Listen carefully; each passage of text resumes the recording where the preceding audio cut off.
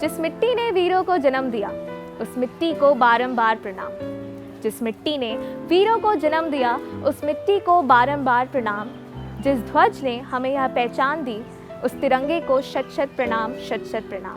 नमस्कार, आप सभी को स्वतंत्रता दिवस की हार्दिक शुभकामनाएं। कुछ पर्व कैलेंडर में नहीं, इतिहास के हृदय में लिखे जाते हैं और 15 अगस्त ऐसा ही एक पावन दिवस है।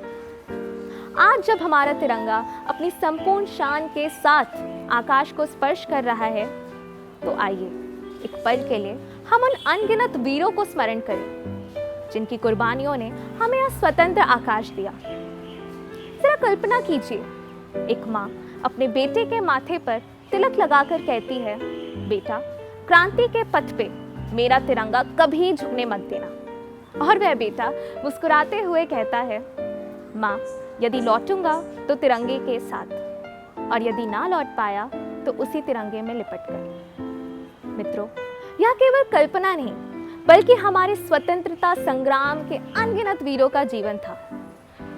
आज हम जिस स्वतंत्रता का आनंद ले रहे हैं, यह किसी उपहार का परिणाम नहीं है। इसके पीछे लाखों बलिदान, अनगिनत आंसू और असंख्य अधूरे सपने छिपे हैं। किसी ने अपना बचपन खो दिया, किसी ने अपनी जवानी न्यौछावर कर दी, किसी माँ की गोद सूनी हो गई, किसी बहन की राखी अधूरी रह गई। तब कहीं जाकर हमें यह स्वतंत्र भारत मिला, जब भगत सिंह फांसी के तख्ते पर मुस्कुराए होंगे, जब रानी लक्ष्मीबाई रणभूमि में वीर गति को प्राप्त हुई होंगी, जब नेताजी सुभाष चंद्र बोस ने तुम मुझे खून दो, मैं तुम्हें आजादी दूंगा का आह्वान किया होगा। तब शायद इन्होंने अपने लिए कुछ नहीं मांगा था, इन्होंने केवल एक सपना देखा था, एक ऐसा भारत जहां हर बच्चा स्वतंत्र हो, हर नागरिक सम्मान के साथ जी सके और हर तिरंगा गर्व से लहराए। लेकिन आज मैं आप सभी से एक प्रश्न पूछना चाहती हूँ, क्या स्वतंत्रता केवल अंग्रेजों से मिली आजादी का नाम है?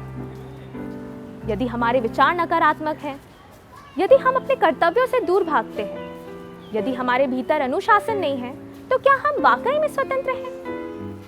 मित्रों, सच्ची स्वतंत्रता तब है जब हम सत्य का साथ दें, जब हम अपने माता पिता का सम्मान करें, जब हम अपने गुरुजनों के प्रति कृतज्ञ रहें, और जब हम अपने राष्ट्र का सम्मान केवल शब्दों से नहीं, बल्कि अपने चरित्र से महान बनाएं। दोस्तों, हम वह पीढ़ी हैं जिसके हाथों में भारत का कल है। हम डॉक्टर बनेंगे, इंजीनियर बनेंगे, वैज्ञानिक बनेंगे, शिक्षक बनेंगे, अधिकारी बनेंगे, लेकिन सबसे पहले हमें एक अच्छा इंसान और जिम्मेदार भारतीय बनना होगा, क्योंकि देश को महान बनाने वाले केवल बड़े पद नहीं होते, बल्कि बड़े संस्कार होते हैं। आज भारत विश्व में नई ऊंचाइयां छू रहा है। हमारे युवा नवाचार से नई पहचान बना रहे हैं। हमारे खिलाड़ी इतिहास में तिरंगा लहरा रहे हैं। लेकिन भारत की सबसे बड़ी शक्ति ना उसकी इमारतें हैं, ना उसके तकनीक। भारत की सबसे बड़ी शक्ति उसके संस्कार है, और यही संस्कार हमें हमारे माता पिता और हमारे विद्यालय से प्राप्त होते हैं। इसलिए आज मैं अपने सभी साथियों से कहना चाहती हूँ, यदि आप सच बोलते हैं तो वही देशभक्ति है। यदि आप ईमानदारी से पढ़ते हैं तो वही देशभक्ति है। यदि आप पर्यावरण की रक्षा करते हैं तो वही देशभक्ति है।